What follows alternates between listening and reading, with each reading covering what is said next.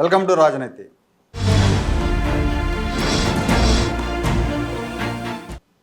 ఈరోజు మన స్టూడియోలో ప్రముఖ విశ్లేషకులు అడిసిమల్లి శ్రీనివాసరావు గారు ఉన్నారు. శ్రీనివాసరావు గారు నమస్తే.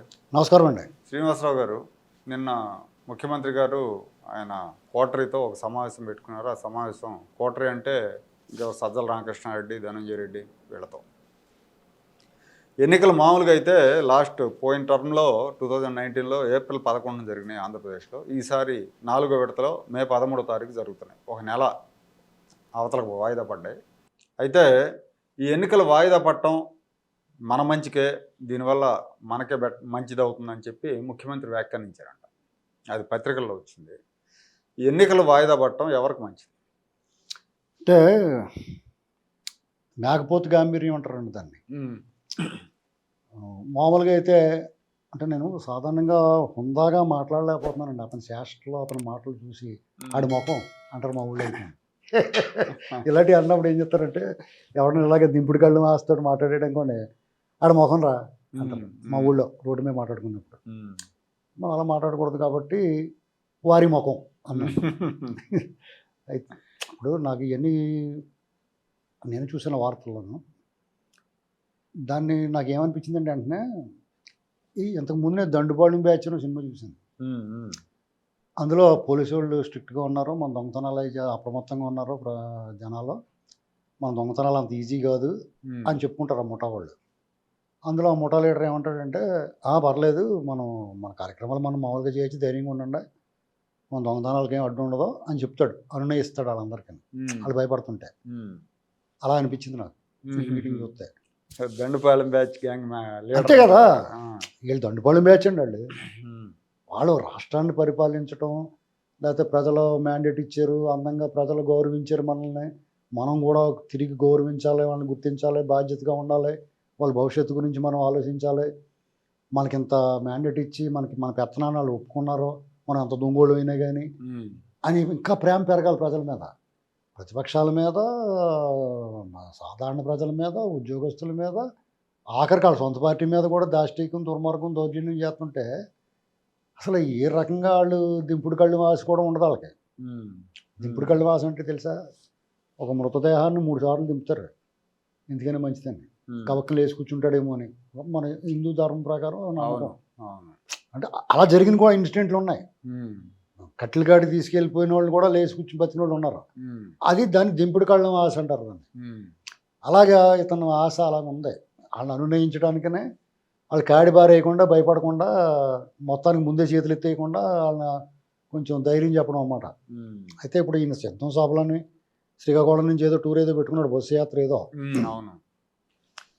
నాకేమనిపిస్తుందంటే, అంటే ఈ గ్యాప్ రావడం వల్ల ఆయనకి ఇబ్బంది వస్తుంది, కానీ ఆయనకు పాజిటివ్గా ఎట్లా ఉంటుంది? ఆయన పాజిటివ్గా ఎందుకు ఉంటుంది? ఇప్పుడు 2 నెలలు జీతాలు ఇవ్వాలి, 2 నెలలు పథకాలు కంటిన్యూ చేయాలి. అవును. ఇంతకు ముందులాగా అప్పులు పుట్టవు. అవును. డబ్బులు ఎక్కడి నుంచి తెస్తారు? ఆల్రెడీ 3 వారాల వస్తుంది. ఆల్రెడీ 3 వారాల నుంచి ఆగిపోయింది. అప్పులు ఆగిపోయినాయి కదా 3 వారాల నుంచి. ఆర్బీఐ పని చూసుకోరా బాబు అని చెప్పారు, ఏ కారణం అన్నా కానివ్వండి. అంతకుముందు ఈడ అడగకుండానే ఇచ్చేసిన వాళ్ళు ఈడ అడుగుదామని అనుకునే లోపల వాళ్ళు ఇచ్చేసేవారు, వాళ్ళు మనసు తెలుసుకున్నట్టు. ఇప్పుడు అదేం లేదు, అది రకరకాల కారణాలు చెప్పుకుంటారు అనుకోండి, అది వేరే కదా. అయితే మీకు 2 నెలల పాటు ఎలక్షన్ వెనక్కి జరగటం అనేటువంటిది అతనికి మూలిగి నక్క మీద తాడిపండి పడినట్టండి. కారణం ఏంటంటే, ఒకటి సమ్మర్, నడి మిడ్ సమ్మర్ అంటారు. అవును, మిడ్ సమ్మర్లో మామూలుగానే రాజకీయ పక్షాలు అన్నిటికీ ఇబ్బందే, వీళ్ళకే కాదు, తిరగాలన్నా ప్రచారం చేయాలన్నా, మళ్ళాటి వాళ్ళు బయటకు వచ్చి మాట్లాడాలన్నా కానీ ఇబ్బందే, అన్ని రకాలుగా ఇబ్బంది. వీళ్ళకి అధికారంలో ఉన్నవాడికి ఇంకా ఇబ్బంది. ఇప్పుడు సపోజ్ మీకు నీళ్ళు దొరకలేదు అనుకోండి, అదిగో ఈడి వల్లే దొరకలేదు అంటారు. కరెంట్ పోయింది అనుకోండి, ఇదిగో ఈ దత్తమ్మగడ్డ ఈడి వల్ల పోయింది అంటారు. ఈ ఎన్నాటిని సక్రమంగా నిర్వహించడానికి వాళ్ళ తల ప్రాణం తోక్కొస్తున్నాడు, వాళ్ళ ప్రాణమే రాదు, అసలు ఏమీ చేయలేరు, చేతులు ఎత్తేస్తారు. ఇవన్నీ ఒక రకం. 2 నెలల పాటు వీళ్ళ మీద బోనంత ఎక్స్పెక్టేషన్ ఉంది జనాలకి. ఇటు తెగ దొబ్బేసాడు కదా, బాగా ఎత్తాడు డబ్బులని ఆశపడతా ఉన్నారు. ఎవరు ఆశపడుతున్నారు? ఇది వరకు ఓటర్లు ఆశపడేవారు, మనకు డబ్బులు ఇస్తాడంటే ఇస్తాడేమో, ఎలక్షన్ ముందు అలవాటు అయిపోయింది కదా అందరికీ, రాజశేఖర రెడ్డి పుణ్యం అమ్మట వీళ్ళందరికీ కావాల్సిన వాళ్ళందరూ దోచిపెట్టేసి డబ్బులు రాజకీయం చేసాడు. ఇప్పుడు వాళ్ళ కార్యకర్తలు, వాలంటీర్లు, పంచాయతీ వీళ్ళని నమ్ముకుని ఏకగ్రీవాలు చేసి, దీని వెనకాల చాలా పెద్ద కథ ఉందండి. ఇప్పుడు ఏకగ్రీవాలు అయిపోయారు, పంచాయతీ సర్పంచ్లు ఏకగ్రీవాలు అయినాయి కదా, జడ్పీటీలు ఏకగ్రీవాలు కొట్టేసి చంపేసి లైట్లు ఆర్పేసి రకరకాలు చేసేసుకుని వాళ్ళు ఏకగ్రీవాలే చేసేసుకున్నారు. వాళ్ళందరూ మళ్ళీ బుడం డబ్బుకి వచ్చిపోయి వాళ్ళు ఉత్తిని వచ్చింది ఏకగ్రీవం. ఆ ఎమ్మెల్యే ఉన్నాడు అనుకోండి, వాళ్ళకి ఒక 60 గ్రామాల పంచాయతీలు ఉంటాయి, 60 పంచాయతీలు ఉంటాయి. 60 పంచాయతీల వాళ్ళకి నిన్ను ఏకగ్రీవం అని చెప్పి ఎమ్మెల్యే ఒప్పుకోవాలి కదా, ఒప్పుకున్నదాడికి ఎంతో కొంత ఇచ్చారు. ఆడ ఎలక్షన్కి వచ్చి సరిపడగా వాళ్ళ దగ్గర లాగాడు. పంచాయతీ ప్రెసిడెంట్ అయిన తర్వాత ఆడి పని ఏముందంటే తాడి చెట్లు నిలబడుతున్నా తప్ప ఆడికి ఏం పని లేదు. ఇప్పుడు అసలు ఏం లేదుగా, మొత్తం వాలంటీర్లు రేవులో తాడు అంటారు కదా, రేవులో తాడు అంటారు కదా, అలా పోపం వాళ్ళకి. పరిస్థితి ఏమైందంటే వాళ్ళకి నిధులు లేవు, పని లేదు, పాట లేదు, గౌరవం లేదు. ఏదన్నా చేద్దామంటే ఎవరిని అడిగితే ప్రశ్నకు సమాధానం లేదు. ఇప్పుడు డ్రైనేజీ పోయిందంటే బాగు చేయించడం నిధులు లేవు, చేయించకపోతే వాళ్ళు దొబ్బుతారు. ఇలా ఈలో రావడానికి ఇంట్లో ఉండలేడు, డబ్బులు ఖర్చు అయిపోయినాయి. ఒకవేళ మొండిగా తెగించి తన సొంత డబ్బులు పెట్టి పని చేస్తే డబ్బులు బిల్లులు రాలేదు. వాళ్ళు వెయిట్ చేస్తున్నారు, ఈ డబ్బులు అయినా పంపుతాడేమో పంచడానికి, కుమ్మేద్దామని. ఈ తాలూకు ప్రజాప్రతినిధులు ఏకగ్రీవాలు అయిన వాళ్ళు. ఇక వాలంటీర్లు నెలకు 5,000 చొప్పున వాడేసుకున్నావా, మమ్మల్ని వాడుకున్నావు కదా, వాళ్ళు వెయిటింగ్. వాళ్ళందరూ తిట్టుకుంటున్నారు కానీ వాళ్ళు కూడా వెయిటింగ్. అందులో సగం మంది పవన్ కళ్యాణ్ ఫ్యాన్స్ ఉంటారు. పవన్ కళ్యాణ్ 3 పెళ్ళిళ్ళు అవి తిడతాం, వాళ్ళకి ఒళ్ళు మండిపోతుంది. అలాగే ఓ వంతు టీడీపీ వాళ్ళు ఉంటారు, ఫ్యామిలీస్ ఉంటాయి కదా టీడీపీ ఫ్యామిలీస్. వీళ్ళందరికీ సాధారణ ప్రజలు అలాగే ఇబ్బంది పడుతున్నారు, వీళ్ళు అలాగే ఇబ్బంది పడుతున్నారు. కొన్నాళ్ళు ఉంటుంది మోజు, సరదా, ఓ 2-3 ఏళ్ళు ఈ వాలంటీర్ ఉద్యోగం, అమ్మాయిలు గిమ్మాయిలు, అది ఇది వాళ్ళకి పెత్తనం, ఇవన్నీ బాగుంటుంది. తర్వాత సిరాకు వస్తుంది. ఎవరికైనా 5 ఏళ్ళకి ఏమవుతుందండి ఇవాళ? ఒక 5,000 ఎక్స్ట్రా ఏదైనా దొబ్బేసినవి దొరికినా సరిపోదాం ఎవరికైనా. 30 లేకుండా ఎవడగొడుతుంది? ప్రతి ఊరికి ఫోన్ ఉండాలి, బండి ఉండాలి, పెట్రోల్ పోయించుకోవాలి, ఇంట్లో ఎంతో కొంత ఇవ్వాలి, రకరకాల సమస్యలు కదా. వాళ్ళు కూడా వెయిటింగ్, డబ్బులు పంచుకొని ఏమైనా ఇస్తాడేమో సగం సర్దేసుకుందామని. సగమా లేకపోతే మొత్తం సర్దేసుకోవడం సొద్దు. ఇలాగ వాళ్ళ కార్యకర్తలు మమ్మల్ని కాదని ఈ వాలంటీర్లు పెడతావా, మీ పని చెప్తాం, ఎలక్షన్ నాడు మా దగ్గర రాకుండా ఉంటావా, మా సాయం తీసుకోకుండా ఉంటారా, డబ్బులు పంచడం కన్నా మేము ఉండాలి కదా, నీకు బూత్లో ఏజెంట్ల కింద ఉండాలి కదా, దోలు తీరిందా ఎలక్షన్ కమిషన్ వాళ్ళని పెట్టుకోవద్దు అన్నదే, మేమే కదా గతి నీకు, రా ఈసారి మా చేతికి డబ్బులు అందుతున్నాయి, ఈ సంగతి చెప్తాం, ఏదంగా తట్టుకుని దొబ్బేస్తాం చూస్తున్నారు. ఈ 2 నెలల వాళ్ళని మేపడం ఒక బాధ, 2 నెలల పాటు. అది అన్ని రాజకీయ పార్టీలకు ఉంటుంది సమస్య. ఇక వేసవకాలం ఎఫెక్టు అందరికీ సమానమే, వీళ్ళకి ప్రభుత్వానికి కొంచెం ఎక్కువ సమానం, ఇటు ఎక్కువ సమస్య ఉంటుంది, ఎందుకంటే జవాబుదారీ వాళ్ళే కాబట్టి. ఇవన్నీ 2 అధికారులు ఇన్నాళ్ళు వీళ్ళ మాట చెప్పిన మాట తూచా తప్పకుండా పాటించిన వాళ్ళు, ఇష్టం ఉన్నా ఇష్టం లేకపోయినా బలవంతంగానో ఈ పెంట వెళ్తా గోలింతురమ్మనికనో భయం వల్ల ఈడే అధికారంలో ఉన్నాడు ఎందుకు వచ్చిన గొడవను, ఇలా రకరకాల లోకల్ బాడీ ఎలక్షన్లు అప్పుడు గట్రా సహాయం చేసిన వాళ్ళందరూ కూడా వాహే అనుకుంటారు. వాళ్ళందరూ సహాయ నిరాకరణ సగం మందినే చేస్తారు స్టార్టింగ్లో, చివరికి వచ్చినప్పుడు పూర్తిగా సహాయ నిరాకరణ ఉంటుంది. పోలీసు యంత్రాంగంలో బాసులు ఉంటారు, ఆ బాసులు చెప్పినట్టు వింటున్నారు ఇప్పుడు దాకా. ఆ బాసులు అందరినీ పక్క దోస్తారు. ఇప్పుడు ఎలక్షన్ కమిషన్ వచ్చి ఇక ఎవడిష్టం ఆడిది, వాళ్ళు కూడా రెడీగా ఉన్నారు. ఎక్కడైనా రేటు జరిగితే సగం దొబ్బేసి సగం వాళ్ళ ఇంట్లో పట్టు.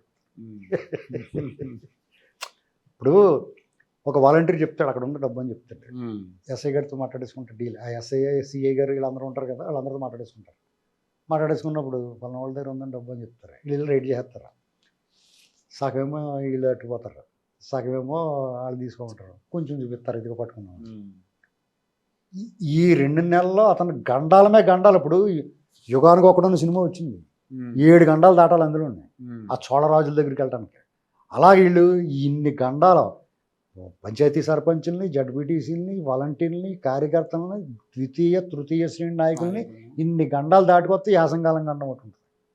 అది కాకుండా 2 పెన్షన్లు ఇవ్వాలా, 2 జీతాలు ఇవ్వాలా. ఇతను ఇవాళ వరకు కూడా ఇంత డబ్బు ఏం చేశాడు ఇది ప్రశ్న కింద మిగిలిపోయింది. అదే అప్పులు తెచ్చాడు, రాష్ట్ర ఆదాయమా తగ్గలేదు. రాష్ట్ర ఆదాయం ఎందుకు తగ్గలేదు? అన్నీ పెరిగిపోయినాయి కాబట్టి, ధరలు పెరిగినాయి, పన్నులు వేసేసాడు. మీకు ఆ కేంద్రం నుంచి వచ్చి ఓటాల శాతం కూడా పెరిగిద్ది కాబట్టి మీకు ఆదాయం ఏం తగ్గలేదు.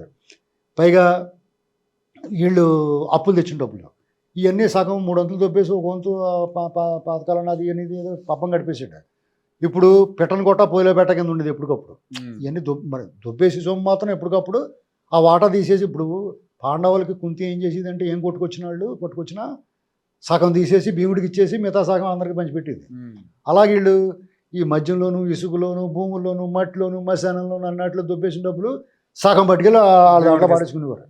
మిగతా సగం పథకాలని, జీతాలని అవన్నీ ఇస్తే సరిపోతే అప్పు తెచ్చి దాన్ని నడిపించేవాడు. పెట్టను కొట్ట పొయ్యిలో పెట్ట అంటారు దీన్ని.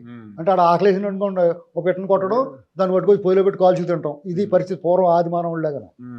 ఇలాంటి పరిస్థితుల్లో ఇతనికి దినదినగండం 100 ఏళ్ల ఆయుసు. ఈ 2 నెలలు గడవటం, ఈ 58 నెలల పాటు అతను యథేచ్ఛగా బరి తెగించి పచ్చి అబద్ధాలు మాట్లాడి ఇంట్లోంచి బయటికి రాకుండా వ్యవహారం నడిపించాడు. ఈ 2 నెలల్లో రోడ్డు మీద పడి దొల్లేయాలి అతను దొల్లకపోతే దొల్లిచ్చేస్తారు. పైగా మీటింగులు, ఈ 2 నెలల్లో ఇతను మీటింగ్లు బయలుదేరాడు. మామూలుగా మీకు పథకాలు ఇస్తానరా బాబు, మీ బటన్ నొక్కుతాను, మీ డబ్బులు పడతాయంటేనే రావట్లేదు. ఇప్పుడు వీళ్ళు ఈ సభలకి జనాలు తీసుకురావాలా. ఓ పక్కనేమో టీడీపీ వాళ్ళు వాళ్ళ సభలకి ఏమో పెళ్లికి వెళ్ళినట్టు వెళ్ళిపోతున్నారు అందరూ. వీళ్ళ సభలకేమో ఏడుతో ఏదో సంతాప సభలకు వెళ్ళినట్టు వెళ్తున్నారు. ఇవన్నీ చూసిన తర్వాత ఆ సభలు నిర్వహించడం అంటే ఆ ఇన్ఛార్జీలు లేకపోతే ఎమ్మెల్యే క్యాండిడేట్ దోలు తీరిపోద్ది. వాళ్ళు చేతులు ఎత్తారు. అప్పుడు ఈ సచ్చినట్టు వీడు మూటలు తీయాలా. వీళ్ళు డబ్బు ఎక్కడ దాచిరనుకున్నారు? సముద్ర అంతర్జాతీయ జలాల్లో దాస్తారు డబ్బు. ఒక చెడిపోయిన నౌకలు ఉంటాయి కదా, అవి కొనేసుకుంటారు. అవి కొనేసుకుని మనకి బంగాళాఖాతమైనా, అరేబియా సముద్రమైనా, ఏ సముద్రమైనా మనకున్న సముద్రాల్లో బంగాళాఖాతం, అందులో అంతర్జాతీయ జలాల దగ్గర పెడతారు దాని మీద ఎవడు అడుగుతాం ఉండదు. మన జలాలు కూడా అక్కడ, మన కోస్ట్ గార్డ్ కూడా అక్కడ దాకపోయి మనకు సంబంధం లేదని అనుకొచ్చేస్తారు. అక్కడ లంగరేసి ఉండేస్తారు దాన్ని. ఈ కంటైనర్లతో పోర్ట్లు వీళ్ళ చేతిలో ఉన్నాయి కదా, కాకినాడ పోర్ట్ వీళ్ళ చేతిలో ఉంది కదా, అలాగే అన్ని పోర్ట్లు వీళ్ళ చేతిలో ఉన్నాయి. ఇలా 4-5 నౌకలు పెట్టుకుని ఉంటారు ఈ ఎక్కడెక్కడ పోర్టులో అక్కడ నుంచి ఆ ఏరియాలో. కంటైనర్ల ద్వారా ఈ డబ్బు మద్యం మీద లెక్క లేకుండా దొబ్బేసిన డబ్బులు అన్ని, ఇసుక మీద అన్ని లాగేసినవి, రోడ్లు తెచ్చి సగం దొబ్బేసినవి. ఇదంతా ఎప్పటికప్పుడు ఇప్పుడు తయారైంది తాండ్ర రమ్మేసినట్టు పట్టుకుపోయి అక్కడ పడతారు వీళ్ళు. ఇప్పుడు ఏటీఎం లాగా ఎప్పుడు కావాలంటే అప్పుడు చిన్న బోట్ వేసుకెళ్ళి తెచ్చుకుంటూ ఉంటారు. ఇది పరిస్థితి. మీకు నాయకుడి సినిమాలో ఓ మూట కట్టేసి సముద్రం వాడు ఈడ్చుకొచ్చేస్తారు, అలా పట్టుకొచ్చేస్తారు డబ్బు అంతా ప్లాస్టిక్ దాంట్లో కట్టేసి. ఇలాంటి పరిస్థితుల్లో ఇప్పుడు ఇతను 2 రకాల. ఒకటి, గెలిచే ఆశ ఏమాత్రం అన్న అతనికి ఉంటే వాళ్ళ క్యాడర్ లేదు, వాళ్ళ నాయకులకు లేదు, అందుకని టికెట్లు ఇచ్చినా కానీ మేము పోటీ చేయమంటున్నారు. ఇప్పుడు నేను అనౌన్స్ చేసిన టికెట్లో సగం మంది గ్యారంటీగా పోటీ చేయరు. ఎంపీలు ఆల్రెడీ చేతులు ఎత్తేసారు. ఒకవేళ ఈయనకి ఆశ ఉంది కాబట్టి డబ్బు తీస్తాడు. ఇతనికి కూడా ఆశ సన్నగిల్లిపోయింది అనుకోండి, వీళ్ళ మీద వదిలేస్తారు. అతనికి ఆశ సన్నగిల్లింది అనుకుంటున్నాను, అందుకని మేకపోతు గాలి నటించి మీరు డబ్బులు చూసుకోండి, డబ్బులు పట్టండి, 100 కోట్లు 150 కోట్లు అన్నట్టు వాళ్ళకి. అంటే ఇతను తీయడు, వాళ్ళు తీయరు. అంటే ఈ జనాలు ఆశ పెట్టుకున్న వాళ్ళందరూ 10,000 ఇస్తాడు, 20,000 ఇస్తారు. ఆశ పెట్టుకున్న వాళ్ళందరూ కూడా ఈ సంగతి ఎలా చెబుతాం, ఇంత దొబ్బేసి మాకు రూపాయి ఇవ్వను అని చెప్పేసి ఆడ పని పెట్టేస్తారు. అన్ని రకాలుగా అతనికి నష్టం అండి. టీడీపీ వాళ్ళ పరిస్థితి, ప్రతిపక్షాలు ఈ కూటమికి వాళ్ళకి మిఠాయిలు దొరికే టైము. ఈ ఇతను 58 నెలల పాటు వాళ్ళని అడుగు కూడా బయటెట్టనే లేదు పాపం. చచ్చి చెడి ఏదైనా మీటింగ్ పెట్టుకుంటే ఏదో కుట్రలు చేస్తున్నారు. కందుకూరులో అయినా, చీరల పంపిణీ అయినా, లేకపోతే చంద్రబాబు గారు మామూలు పర్యటన, అంగళ్ళ పర్యటన అయినా, అసలు ఏ పర్యటన చేసుకున్నా కానీ పవన్ కళ్యాణ్ గారిని ఎవరినైనా సరే ఏమీ చేసుకునేవ్వలేదు. ఇప్పుడు ఎలక్షన్ కూడా వచ్చింది, వీళ్ళు హ్యాపీగా, వీళ్ళకి సఫిషియెంట్గా ఉంటుంది టైము. 2 నెలల పాటు తిరిగేసి ఇతని గురించి చెప్పేస్తారు. ఆల్రెడీ తెలుసున్న దాన్ని మళ్ళీ చెప్తుంటే బాగా ఎక్కేద్దాం అందరికీ గ్యారంటీగా. కాబట్టి వాళ్ళకి తగినంత సమయం వాళ్ళు దొరికేది ప్రతిపక్షాలకి. ఇతనికేమో ఇంకొక 5 ఏళ్ళు ఇచ్చినా కానీ టైం సరిపోతుంది, ఎందుకంటే ఇంకా ఆల్రెడీ చెడిపోయి పుచ్చిపోయి పురుగట్టేసిన దానికి ఏముంటుంది ఇంకా. కాబట్టి అతను మేకపోతు గాంభీర్యం అండి, అతను ఏమాత్రం ఉపయోగపడదు. ఎలక్షన్ కమిషన్ మాత్రం మరి ఏం జరిగిందో తెలియదు. లాస్ట్ టైం మాత్రం ఫస్ట్ విడతలు పెట్టారు మనం ఊపిరి ఆడనివ్వకుండా అప్పుడున్న ప్రభుత్వానికి మీద పడేసారు. ఇప్పుడు యాక్చువల్గా వెనకాల పడేయటం వల్ల అన్నట్లుకన్నా ముఖ్యంగా గత ఎన్నికల్లో అతనికి ఉపయోగపడిన అంశాలన్నీ కూడా కంప్లీట్ టిల్ట్ అయిపోయి రివర్స్లో ఉంది. బాబాయ్ మర్డర్ కేసు పీకల మీదకి వచ్చేసింది. ఈ 2 నెలల్లో అది ఎస్టాబ్లిష్మెంట్ అయిపోవచ్చు. అవినాష్ రెడ్డి నేను నా లెక్క ప్రకారం రేపు 20వ తారీఖు లోపల అరెస్ట్ అవ్వచ్చు, అంతేనా, లేదా నెలాఖరు లోపల అరెస్ట్ అవ్వచ్చు. ఒకటి కోడిగత్తి కేసు, ఆడు బయటకు వచ్చేసాడు, పైకి బాగా చదువుకుని వచ్చేసాడు, ఇంకా బాగా మాట్లాడతాడు. 3 కేసీఆర్ గారు లేడు ఇక్కడ, లాస్ట్ టైం అతను బాగా ఉపయోగపడ్డాడు. అవును, మాజీ అధికారులు, విశ్రాంత జడ్జీలు, ఇలాంటి వాళ్ళందరూ కూడా ఎందుకు వచ్చి ఎవరన్నా తిడతాడేమో, జగన్మోహన్ రెడ్డికి అనుకూలంగా మాట్లాడితే చీ అని కాంట్రం చుమ్మేస్తున్నారు. మాట్లాడదామని ట్రై చేస్తున్నారు ఎవరు చాలా మంది. లేరు వచ్చే సాహసం చేయట్లా. ఒకవేళ మాట్లాడదామని ఉంటుంది, వాళ్ళకి లోపల ప్రేమ ఉంటుంది. అవును. చంద్రబాబు గారి మీద దొబ్బుతేలో లేకపోతే కూటమి ఇష్టం లేకపోవడం రకరకాల కారణాలు, మొత్తం క్యాస్ట్ రకరకాల కారణాల వల్ల మాట్లాడదాం అనుకున్న వాడిని కాండ్రించి ఉమ్మేస్తారేమో అని చెప్పేసి భయవేసి ఆగుతున్నారు వాళ్ళు. వాళ్ళ క్రెడిబిలిటీ పోద్దని. చీ అసలు బాబు బుద్ధి లేదా నీకు అంటారేమో, నాలాంటి ఏమంటారు గాడిలో ఉన్నావు బుద్ధి లేదర్రా నీకు అంటాను. అవును. కానీ మొహమాటలేకుండా అంటున్నాను. జగన్మోహన్ రెడ్డి చాలా మంచోడు, నిజాయితీ పరుడు, అది ఇద్దరు మాట్లాడాడు ఒక ఆయన ఆఫీసర్. నేను మొహమాటలేకుండా చెప్పాను బుద్ధి లేదా నీకు, అది ఏళ్ళు వెళ్ళి ఆ నీళ్ళు వచ్చినాయి నీకు, కళ్ళు లేవా నీకు, ఏం జరుగుతుంది చూడలేదా అంటాం కదా మనం. అవును. ఇలాంటివన్నీ వాళ్ళు తట్టుకోలేక నోరు మూసుకుంటారు. ఇలాంటి సహకారం ఉండదు. ఇక ప్రజా సంఘాలు, కుల సంఘాలు అవన్నిటికి కూడా ఈ దోలు తీర్చి వదిలేసాడు. ఎవరైతే రావాలనుకున్న వాళ్ళందరూ కూడా కినుకు వహించారు. క్యాడర్ను వదిలేసాడు అతను, వాలంటీర్లను చూసుకుని కార్యకర్తలను వదిలేసాడు. ఇలాగ అన్ని అంశాల్లోనూ అతను వ్యతిరేకమైపోయింది. పైగా అతను ఆడియన్ని అబద్ధాలు, మాట తప్పుతాడు, ఇతను ఇచ్చిన హామీ నిలబెట్టుకోవట్లేదు, మాట తప్పుతాడు, మడం తిప్పుతాడు, ఎక్కడికక్కడ ఎప్పటికప్పుడు నిరూపించేసుకున్నట్ట. అతను సిపిఎస్ రద్దు చేసాడా? చేయలేదు కదా. పోలవరం పూర్తి చేయలేదు కదా. రాజధాని నిర్మించలేదు కదా. 3 రాజధానులు అన్నాడు, పోనీ అది కూడా చేయలేకపోయాడు కదా. ఇలాగ అన్ని అంశాల్లో లా అండ్ ఆర్డర్ కాపాడలేకపోయాడు. పోలీసు వాళ్ళు ఏమో తొత్తులుగా మార్చేసాడు. పోలీసు వాళ్ళు నిందితుల్ని బాధితుల్ని నిందితులు చేస్తున్నారు. ఇలా రకరకాల అంశాల్లో అతను టోటల్ డిజాస్టర్ ఫెయిల్యూర్ అండి. ఒక రకంగా చెప్పాలంటే దద్దమ్మలా పరిపాలించాడు. ఇది పరిపాలన కాదు. ఈ 2 నెలలు ఇది కూడా ఆయనకేమి కలిసి వచ్చేది లేదు ఆయన అనుకుంటున్నట్టు. ఏది ఉండదండి. అతను ఏంటంటే ఇవాళ పెట్టినా ఓడిపోతాడు, 2 నెలల తర్వాత పెట్టినా ఓడిపోవటం అనేటువంటి అనివార్యం, ఖాయం. అయితే ఈ 2 నెలల్లో బాగా దెబ్బలు తిని ఓడిపోతాడు. ఒక రకంగా ముందు పెడితే ఆయనకి మేలు, సకాలమని అయిపోయింది, ఇంటికి పోవచ్చు. ఏంటండి ఇప్పుడు ఈ 2 నెలల పాటు మీలాటోళ్ళు మాలాటోళ్ళు మాట్లాడి భరిస్తా నోరు మూసుకుని వినాలా. కోర్టు వచ్చింది ఇష్టమైన రెచ్చిపోవడం కుదరదు. సోషల్ మీడియాలో పోస్ట్ పెడితేనే కేసు పెట్టావు, ఇప్పుడు కుదరదు నీకు అలాగా. విమర్శిస్తారు. ఎందుకు విమర్శించరు? నువ్వు చేత కదా, నువ్వు దద్దం పరిపాలన చేసావు, నువ్వు చేత కదా, తప్ప నువ్వు కరెక్టే కదా. అంచేత ఆయనకి అన్ని రకాలుగా ఇప్పుడు కాలం అండి, కాలం వేసే కాటు, కాలం వేసిన కాటుకి దాని మందు ఉండదు. అవును. నువ్వేమిచ్చావు అదే వచ్చేద్దంటారా? అలాగే కాలం కూడా ఆయనకి ఎదురు తిరిగింది. కర్మ గుడిసేటిది అయితే కర్ర పామే కరుస్తుంది అంటారు, అదే జరుగుతుంది ఇప్పుడు. Okay sir, thank you.